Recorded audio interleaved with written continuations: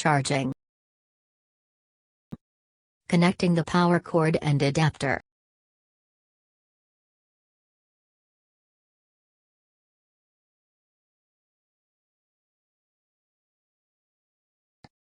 Plug the power cord into the socket under the control handle. Put down the handle to charge. Charging time 5-7 hours.